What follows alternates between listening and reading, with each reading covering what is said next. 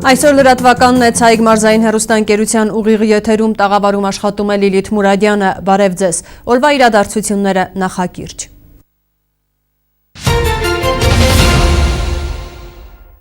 Մահվան ելքով Վրաերթ Գյումրիում հարուցվել է քրեական գործ։ Սխալ, որը ճակատագրական դարձավ, երկու զինվորի մայրը չունի սեփական տանիք։ Մեկ օր Ֆրունզի հետ, միջոցառում անկախության 25-ամյակին ընթառաջ։ Ձեռքբերումներ հաղորդավար դառնալու ճանապարհին կայացել է մեդիա հաղորդավարական դպրոցի սաների ռադիոհաղորդումների շնորհանդեսը։ Հավանության արժանացած նախաձեռնություն ֆրանսիական այգում տեղադրվել են ուրվագծային արձաններ։ Միացյալ Նահանգների բնակչությունը մտահոգ է, մյուս տարի երկրում կհանգրվանեն ավելի մեծ թվով փախստականներ։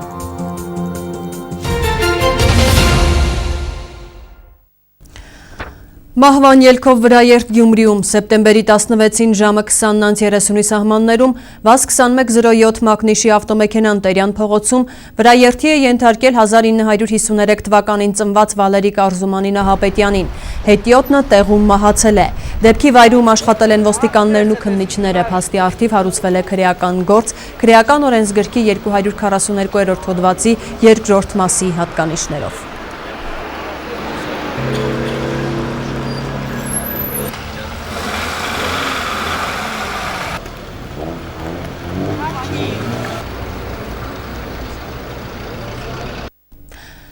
Իջմիածնում ընտրություններից մեկ օր առաջ արտակարգ դեպք է տեղի ունեցել։ Կրակել են ազգային ժողովի ՀՀԿ խմբակցության падգամավոր գեներալ Մանվել Գրիգորյանի որդու Էջմիածնի գործող քաղաքապետ Կարեն Գրիգորյանի մեքենայի ուղղությամբ։ Կարեն Գրիգորյանն այդ պահին եղել է մեքենայի մեջ, կրակոցները հնչել են վազ 2106 մակնիշի մեքենայի միջից, որի մեջ գտնվել է Էջմիածնի քաղաքապետի թեկնածու Արթուր Թումանյանը։ Մեքենան պատկանում է Էջմիածնի նախկին քաղաքապետ Հրաչիկ Աբգարյանի եղբորորդուն Ստեփան Աբգարյանին, որը եւս գտնվել է մեքենայի մեջ։ Ըստ տեղեկությունների Կարեն Գրիգորյանի եւ Արթուր Թումանյանի թիմակիցների միջև ավելի ուշ տեղի է ունեցել բախում։ Գիշերը կատարվածի մանրամասները Շամշյանից ներկայացնում են իմ երևանյան գործընկերները։ Էջմիածնում նախընտրական կրքերը գագաթնակետին հասան ընտրությունից մեկ օր առաջ, քվեարկությանն ընթառաջ իրավիճակն առավել քան լարված է։ Գիշերը ժամը 23-ի սահմաններում Երևան-Էջմիածին ճանապարհին հարձակման է ենթարկվել մայրաքաղաքից վերադարձող Էջմիածնի գործող քաղաքապետը։ Կարեն Գրիգորյանը եղել է եղբոր Արման Գրիգորյանի մեքենայով։ Նրա ուղղությամբ կրակել են հանդիպակաց երթևեկելի գոտի դուրս եկած վազ 2106-ից։ Երթևեկությանը հակառակ իրանց մտել 2106 մակնիշի ավտոմեքենան, որը հետո ինչպես պարզվեց նախկին քաղաքապետ Հրաչիկ Աբգարյանի եղբոր որդու Ստեփան Աբգարյանի ավտոմեքենան ա եղել։ Ավտոմեքենայում եղել են Ստեփան Աբգարյանը, քաղաքապետի թեկնածու Արթուր Թումանյանը ու եւս մեկ անձ, ապակին իջացրել են ու սկսել են կրակել հրազենից։ Գործող քաղաքապետն ու ընկերները կարողացել են վնասազերծել կրակողին։ Ծեծկրտուքի վերաբերյալ տեղեկությունը Վարդան Վարդանյանը ոչ հերքում է, ոչ էլ հաստատում։ Մերոնք զինված չեն եղել, մերոնց մոտ չի եղել հրազեն։ Կարեն Գրիգորյանը ունի անվանական զենք, բայց երբեք իր մոտ չի պահում։ Մեքենաները բախվել են իրար հետ ամեն ինչ ասում, նրանք որ Ֆրոզի դիվիժենիա մտել են, իջել են մեքենայից ու նաև ուղղակի անցորդներ եղել են մայթին, միասնական ուժերով զենքը ձեռից խլել են։ Դե բնական է զենքը խլելուց մարդ են, էլի, մի հատ էլ կարող է խփել են վերնին, էլի, նորմալ է։ Զենքը խլելուց վնասվածք էլ է պատճառվել այդ մարդկանց։ Տուժել են քաղաքապետի թեկնածու Արթուր Թումանյանն ու նախկին քաղաքապետ Հրաչիկ Աբգարյանի եղբորորդին Ստեփան Աբգարյանը։ Նրանք տեղափոխվել էին Երևանի բժշկական կենտրոն։ Փաստի առթիվ հարուցվել է քրեական գործ, սպանության փորձ, ապօրինի զենք զինամթերք կրելը, պահելը, օգտագործելը հատկանիշներով։ Ահազանգը ստանալուն պես ոստիկանության տարբեր ստորաբաժանման ծառայողներ շտապ մեկնել են դեպքի վայր, կատարվել են անհրաժեշտ բոլոր գործողությունները։ Ոստիկանության ծառայողներին պարզել են դեպքին մասնակից բոլոր անձանց ինքնությունը, նրանք հայտնաբերվել են։ Ներկայումս գործով կատարվում է նախաքննություն։ Հիշեցնեմ, Էջմիածնում քաղաքապետի ընտրությունը վաղն է։ Ազնիվ Կարապետյան, Գագիկ Շամշյան, Կարեն Թադևոսյան, այսօր։ Հավելենք, որ Հայաստանի քննչական կոմիտեի Արմավիրի մարզային քննչական վարչության Վաղարշապատի քննչական բաժնում հարուցվել է քրեական գործ Երևան-Էջմիածին ավտոճանապարհին սեպտեմբերի 16-ի ուշ երեկոյան տեղի ունեցած զինված միջադեպի առթիվ տեղեկացնում է Հայաստանի քննչական կոմիտեի դեպարտամենտի տեղեկատվության եւ հասարակայնության հետ կապերի բաժինը։ Էջմիածնում սեպտեմբերի 18-ին կայանալիք քաղաքապետի ընտրությունները չեն հետաձգվի, այս մասին ԱՄԵԿ+-ին տեղեկացրել է Կենտրոնական ընտրական հանձնաժողովի հասարակայնության հետ կապերի պատասխանատու Հերմինե Հարությունյանը։ Նման որոշում չի կայացվել, բացի այդ օրենսդրորեն նման բան նախատեսված չէ, ասել է նա։ Հայաստանում ռուսական ռազմաբազայի 2 զինծառայող զոհվել է ճանապարհատրանսպորտային պատահարի հետևանքով տեղեկացնում է Հարավային ռազմական շրջանի մամուլի ծառայությունը։ Հարավային ռազմական շրջանի մամուլի ծառայությունը հաստատել է Հայաստանում ռուսական ռազմաբազայի պայմանագրային զինծառայողների մահվան մասին լուրը։ Ըստ նախնական տվյալների պայմանագրային զինծառայողները ծառայությունից ազատ ժամանակ ընթացել են սեփական մեքենայով եւ կորցնելով ինքնակառավարումը գողաշրջվել են Վանաձոր քաղաքի շրջանում ընկնելով հարակից դաշտը, տեղեկացնում է Հարավային ռազմական շրջանի մամուլի ծառայությունը։ Համաձայն հաղորդագրության ավտոմեքենայի ուղևորների մեջ են եղել եւս 3 պայմանագրային զինծառայող։ Արդյունքում 2 զինծառայող զոհվել է, եւս 2-ը տեղափոխվել են Երևանի ռազմական հոսպիտալ, որտեղ նրանց ցուցաբերվում է անհրաժեշտ բուժօգնություն։ Ճանապարհատրանսպորտային պատահարի փաստի առթիվ իրավապահների կողմից ռուսական ռազմաբազայի հրամանատարության հետ համատեղ անցկացվում է քննություն, հայտնում է մամուլի ծառայությունը։ Առաջին կայազորային քննչական բաժնում քննություն է տարվում շարքային զինծառայող Նարեկ Փաթաթանյանի մահվան հանգամանքները պարզելու ուղղությամբ, տեղեկացնում է քննչական կոմիտեի մամուլի ծառայությունը։ Այն զորամասի պարտադիր ժամկետային զինծառայող շարքային Նարեկ Գառնիկի Փաթաթանյանը սույն թվականի սեպտեմբերի 16-ին ժամը 13-ի սահմաններում գլխի շրջանում հրազենային վնասվածք է ստացել եւ տեղափոխվել զինհոսպիտալ, որտեղ ժամը 16:30-ի սահմաններում մահացել է։ Կատարվել է դեպքի վայրի զննություն, ձեռնարկվել անհետաձգելի մի շարք քննչական գործողություններ։ Նախնական տվյալների հիման վրա առաջին կայազորային քննչական բաժնում հարուցվել է քրեական գործ, մարտական հերթապահություն կրելու կանոնները խախտելու դեպքի առթիվ կատարվում է նախաքննություն։ Քննության արդյունքների մասին տեղեկույթ կտրամադրվի լրացուցիչ։ Սեպտեմբերի 16-ի լույս 17-ի գիշերը Ղարաբաղի-ադրբեջանական հակամարտ զորքերի շփման գծում հակառակորդի կողմից հրադադարի պահպանման ռեժիմը խախտվել է ավելի քան 25 անգամ, որի ընթացքում տարբեր տրամաչափի հրաձգային զինատեսակներից հայ դիրքապահների ուղղությամբ արձակվել է շուրջ 320 կրակոց, տեղեկացնում են Լեռնային Ղարաբաղի Հանրապետության պաշտպանության բանակի լրատվական ծառայությունից։ Պաշտպանության բանակի առաջապահ զորամասերը լիակատար վերահսկողություն են պահպանում առաջնագծում եւ շարունակում վստահորեն իրականացնել մարտական ծառայություն։ Թողարկման երկրորդ հատվածում կարող եք դիտել.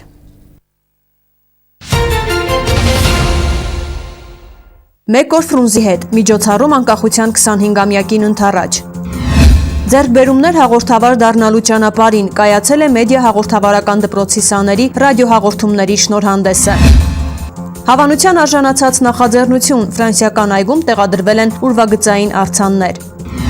Միացյալ Նահանգների բնակչությունը մտահոգ է, մյուս տարի երկրում կհանգրվանեն ավելի մեծ թվով փախստականներ։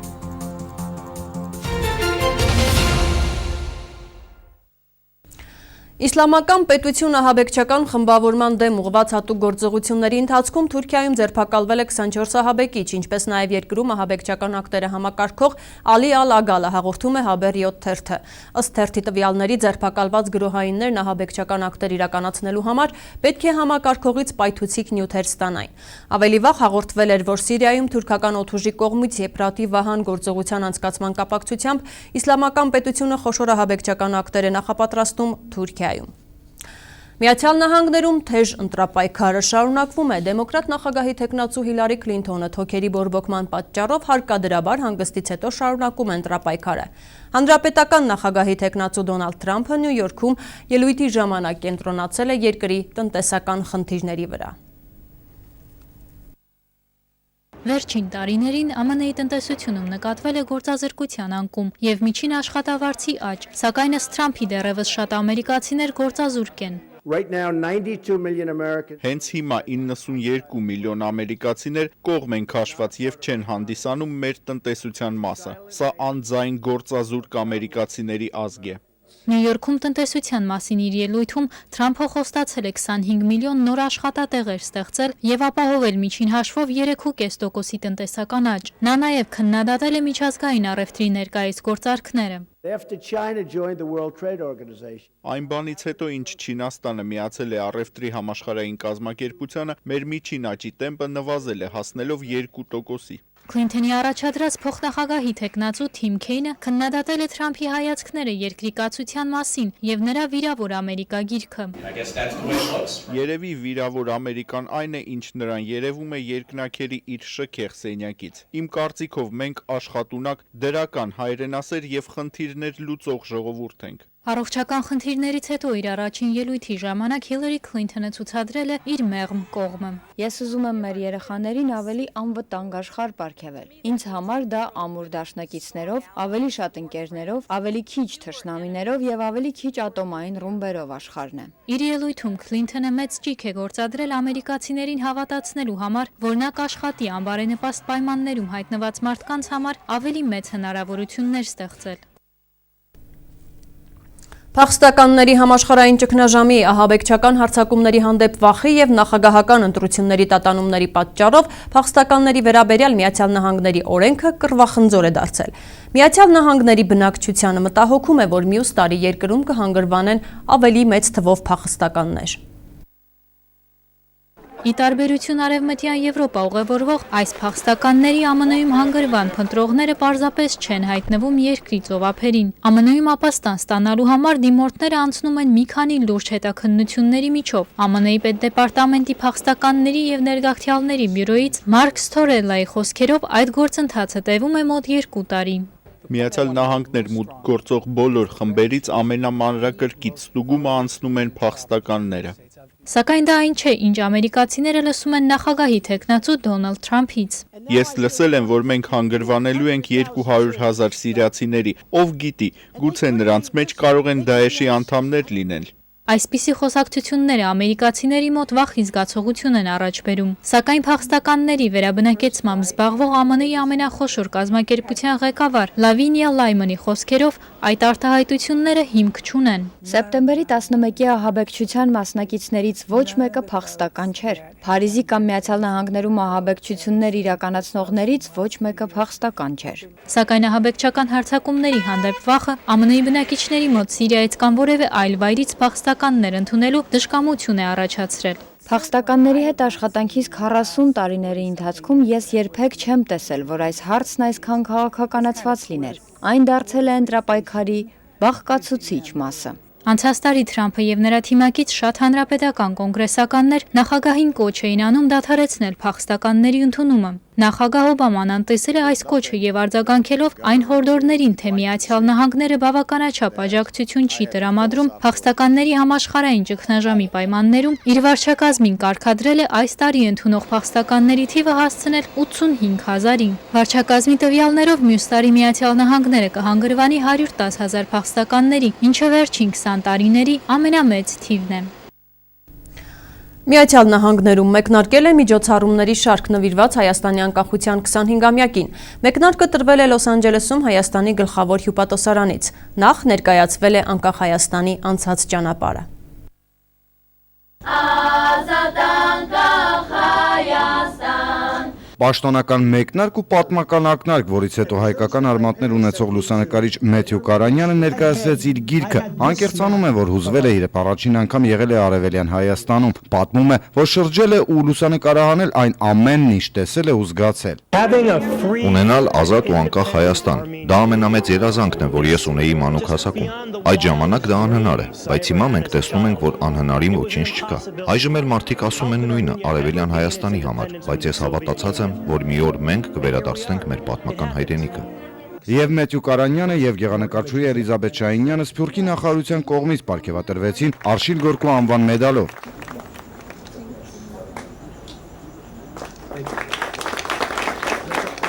Նահանգային սենատի նախագահ Քեյվի Դե Լեոնն էլ օգնականի միջոցով հյուպատոսությանը փոխանցեց դեպի Հոլիվուդի Փոքր Հայաստան թաղամաս տանող ցուցանակի կրկնօրինակը։ Thank you very much and congratulations to all of us.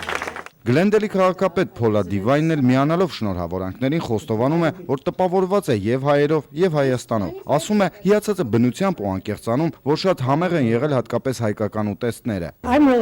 Շատ հպարտ եմ, որ Գլենդելում կա հայկական մեծ համայնք եւ շատ ուրախ եմ ներկա գտնվել ու ձեզ հետ տոնել Հայաստանի անկախության 25-ամյակը։ Հուսով եմ ու հավատացած, որ հայերը ինչպես սիրում են իրենց հայրենիքը, նույնպիսի վերաբերմունք կցուցաբերեն նաեւ Գլենդելի նկատմամբ։ Պաշտոնական մասից հետո հյուպատոսության հարկի տակ հավաքվածներն արդեն ընկերական մթնոլորտում, բայց մի փոքր հուզված զրուցում էին անկախության ճանապարհի մասին ու շեշտադրում, որ ամենակարևորը անկախ Հայաստանն է, որի շենացման ու բարօրության համար պետք է անել հնարավորը։ Շատ ուրախ ենք մեր ազատության 25-ամյակը տոնելու արդիվ։ Հայրենիքը ամենասուրբ հասկացությունն է։ Ամեն չանք կապել, որովհետեւ մեր հայրենիքը մնա ամուր, մեր պետականությունը լա հզոր Եվ կլինի դեռ ավելի հզոր հայրենիք, որտեղ առանց հզոր հայրենիքի սփյուռք գոյություն չպիտի ունենա։ Ներկա գտնվողներից շատերն էլ պատրաստվում են մեկնել հայրենիք տոնը Հայաստանում նշելու եւ անկախության 25-ամյակին նվիրված միջոցառումներին անձամբ ներկա գտնվելու համար։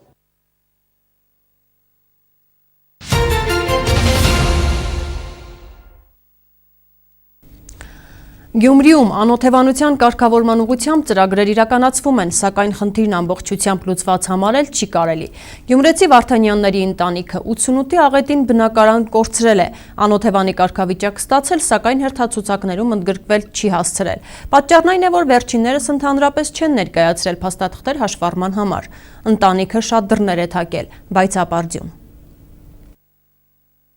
Գյումրու տնական թաղամասերից մեկն է տնակների թիվն այստեղ նվազում է, բայց դանդաղ տեմպերով։ Տնակներում դեռ կան ընտանիքներ, որոնց բնակարանային խնդիրը դեռ մնում է արկախված։ Անահիտ Վարդանյանի ընտանիքը մեկն է դրանցից, քայքայված, խոնավ ու անշուք կացարանը նույնիսկ տիկնոջ սեփականը չէ։ Իմ տնակս գտնվել է չայի բերանը,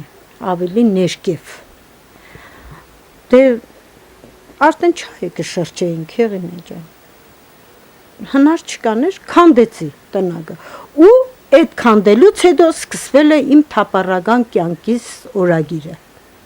Տնագից տնակ, տնագից տնակ, տնագից տնակ, արդեն 8-րդ տնակն է տեղափոխվում գա։ Ու այս 8-րդ տնագից հետո չի դեմ ուր դեստամ։ 88-ի աղետին Վարդանյանների ընտանիքը 3 սենյականոց բնակարան է կորցրել։ Անօթևանի կարգավիճակ եւս ունեցել է, սակայն երբ 2008 թվականին կառավարությունը հաստատեց փաստաթղթերի ընդունման վերջինաժամկետ, ընտանիքի անդամներից որևէ մեկը փաստաթղթեր հաշվառման համար չներկայացրեց։ Թերի չեմ ներկայացրել, ընդհանրապես չեմ ներկայացրել։ Չեք իմացել։ Դե մտքովս չէր անցնի որ ասենք հիմա 2008 թվին չտամ, 13 թվին կամ 15 թվին։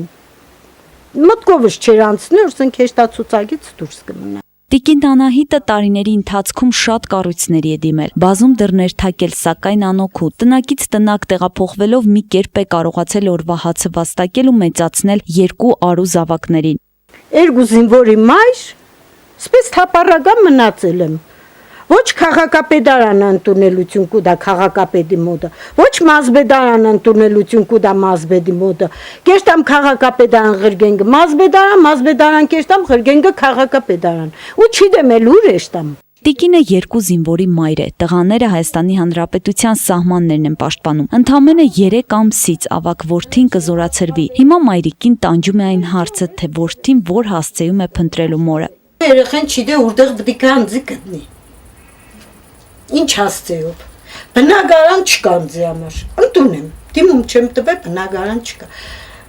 Գյումրին առանց տնագների կարգախոսն է։ Տնագ ինձ համար չկա, վրան է չկա։ Գոնե մի ադմ վրան տան, խփեմ փողոցը, որ երեխես կա, գոնե դուրը թագե, գիտենա որ այդ հասցեով ինձ պետք է գտնի։ Տիկին Անահիտի սխալը ճակատագրական է դարձել։ Նա այլևս կառավարությունից ոչ մի ակնկալիք չունի։ Չունի նաև սեփական միջոցներով բնակարան գնելու հնարավորություն, իսկ մինչ որդու գալը ստիպված է շարունակել բնակվել վարձակալված տնակում, որտեղից բանակ է ճանապարհել կրտսեր որդուն։ Հեղինե Մանուկյան, Խաչատուր Գևորգյան, այսօր։ Mass Media միջազգային կենտրոնի եւ Style Media ընկերության համագործակցության արդյունքում Գյումրիում բացված եւ գործող մեդիա հաղորդավարական ստուդիան ամփոփել է երկրորդ սերնդի երամսյա դասընթացի ընթացքում գրանցված ձեռքբերումները։ Ամենամեծը դրանց մեջ Media Mix ռադիոհաղորդման պատրաստումն էր, որի շնորհանդեսը տեղի է ունեցել այսօր երիտասարդական պալատում։ Հանդիպման ընթացքում ներկաները ունկնդրել են տարբեր թեմաներով պատրաստած հաղորդումներն ու քննարկել, մատնանշելով դրանց առավելություններն ու թերությունները։ Ռադիոհաղորդումներն արժանացել են հավանության, ինչի շնորհիվ դրանք առաջիկայում կհնչեն Ռադիոհայի եւ Style Media-ի եթերում։ Ռադիոհաղորդման շնորհանդեսին մասնակցել են նաև առաջին խմբի շրջանավարտները, ովքեր այսօր հեռուստատեսության ու ռադիոյի տարբեր ոլորտներում են աշխատում։ Մեդիա հաղորդավարական դպրոցը Գյումրիում ունի իր մասնաճյուղը արդեն 1 տարուց ավել, եւ մեր Երևանյան դասընթացներին զուգահեռ մենք փորձում ենք Գյումրիում ստեղծել մեդիա միջավայր, որը կոչված է երևի թե մեդիա ոլորտի սերնդափոխությանը։ Այսօր եկել է հերթը, որպեսզի երկրորդ սերնդի ներկայացուցիչները իրենց ուժերը փորձեն, այս դեպքում ռադիոհաղորդումների տեսքով եւ այստեղ մի փոքր չեմ ուզում որ դիտարկեք կողմնապահություն, բայց մեր բանակցությունները Մոսկվայի հետ թույլ տվեցին մեզ, որպեսզի ավելի շատ ժամանակ ընձեռենք գործնական պարապմունքներին, պրակտիկ պարապմունքներին եւ երկրորդ սերնդի սաները հնարավորություն կունենան հեռուստահաղորդումներ, փոքրիկ օրագրեր պատրաստել, որոնք կրկին կլինեն մեդիայի մասին։ Սա երկրորդ սերունդն է, մենք առաջին սերունդին կարծես թե ճանապարհեցինք, շատերը իրենց աշխատանքը գտել են եւ շարունակում են իրենց գործունեությունը, ինչ վերաբերում է ձեզ, սա առաջին փուլն էր, որը մենք միասին հաղթահարեցինք, արդեն ռադիոհաղորդման տեսքով դուք կկարողանաք ձեր աշխատանքի արդյունքը գնահատել, ինչ ենք անելու հաջորդիվ, պատրաստելու ենք հաղորդում, որը եթեր կհեռարձակվի հեռուստատեսությամբ։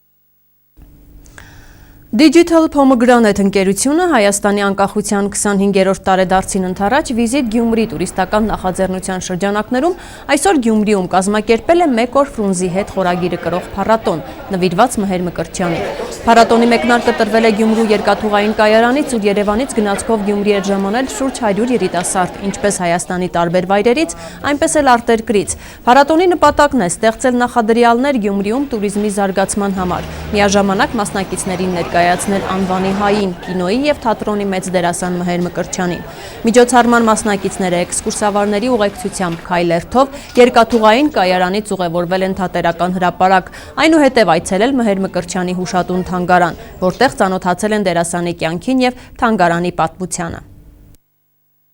Տեսակի մեջ այնքանով է եզակի փառատոնը, որ նախ առաջին հերթին ասեմ, ես միգուցե երիտասարդ եմ, բայց վաղուց չեմ լսել, որ Մհեր Մկրտչյանին նվիրված որևէ միջոցառում կազմակերպվի, որը որ հենց երիտասարդներին գրավի։ Սա մենք որոշեցինք զուգակցել քայլարշավի միջոցով, որ կարելի է քայլել քաղաքում, ծանոթանալ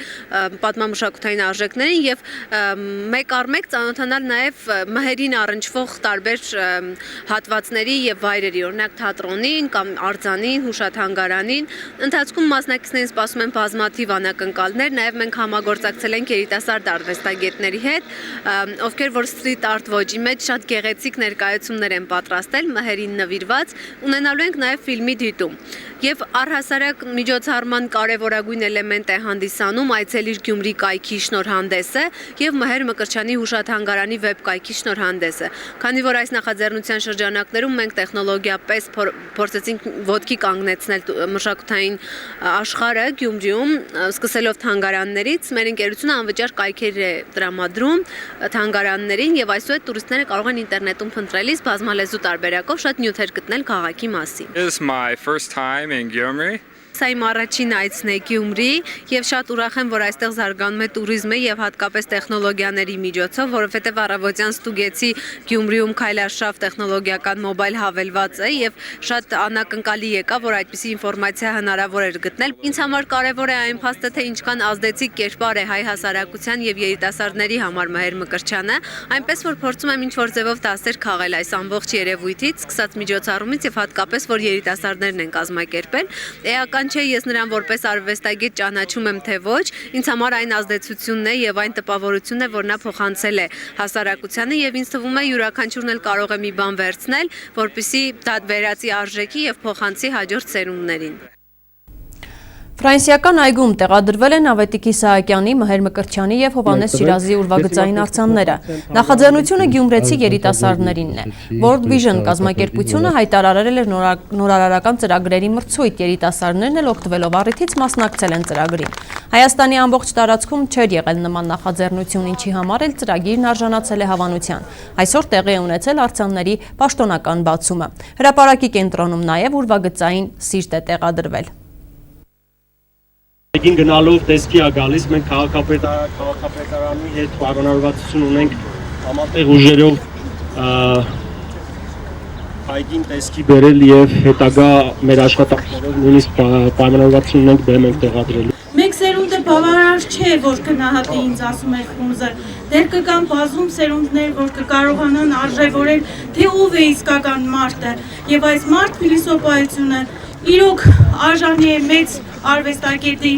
այս մեծարման պահին, որտեղ մենք մեծ սիրով կարողացանք ընդունել որպես Ֆրունզին հրաշագեղ մարդ իր հոգու ամենայն վսեմությամբ։ Փոքրիկ հիշել Եղիշե Չարենցի ամենավերջին բանաստեղծությունը, որ գրել է Պանդում, գիշերը 1937 թվականին նվիրված Ավետիք Իսահակյանին, որքան գնում, այնքան խոնար, այնքան անհուն եւ այնքան ջերմ, ես խոնարհում եմ քո առաջ, եւ սեր, եւ սիրտ, եւ կանաչ։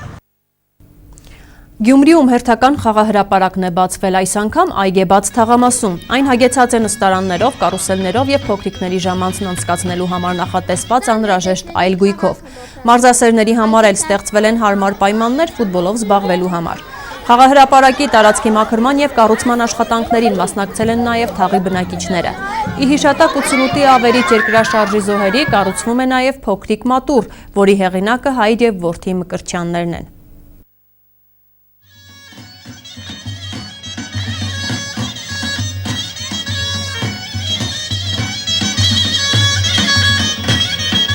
Մեր խնդիրը մի բան է, որպեսզի մենք կարողանանք մեր երեխաների համար ստեղծել հարմարավետություն,